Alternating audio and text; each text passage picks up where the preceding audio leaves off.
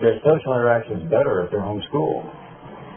This is the last resort of the anti-homeschooling people. It's always there. How are they going to socially adjust?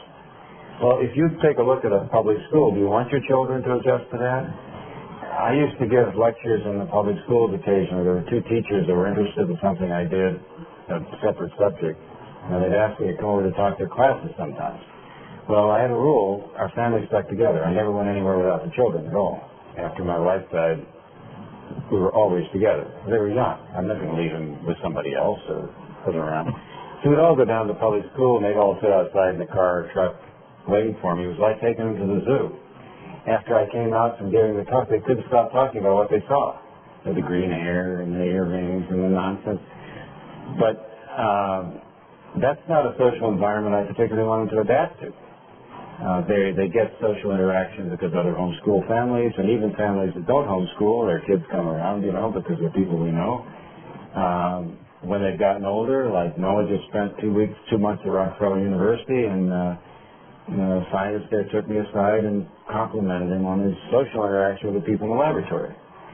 I rarely have seen adults that didn't interact well in their society, if they're sober-minded, reasonable people.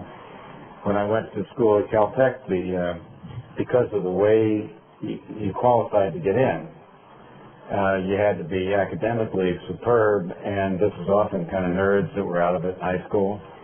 So the collection of 200 students in each class might have looked to the average person as fairly socially odd. But it looked, I didn't notice any of that when we graduated. Everybody grew up, learned to get along. I think it's a red herring. When the children in earlier generations of America grew up in the farms and the frontier, were they socially maladapted because they grew up with their siblings and their parents and only saw the people in the rest of the town at church and Sunday and things like this? No. I don't see any evidence whatever that homeschool kids are socially inadequate. In fact, I think they're socially superior because they are not educated by a bunch of immature kids on a playground. But why would you have children? The most precious possible thing that could come into your life as a human being, almost. I'm not speaking of your religion or these things, but I don't think of kids as possessions. But if you were to think of them that way, all your wealth is with you and you're walking with your children beside you. Why would you have these children and then turn them over to the state to raise and turn them over to a playground full of immature children as a peer group which they should imitate? This leads to social problems that are real social problems. So homeschool children to a large extent escape that, and that's a good thing. I think it's just the opposite. They're socially more adapted, well adapted. And I think, as I say, everybody has faults. There are no special people in the Robinson household that you point out and say, oh, this is a wonderful person of others. But I watched 6 kids grow up in the absence of those peer groups. It's my opinion that children naturally grow into good human beings without being forced.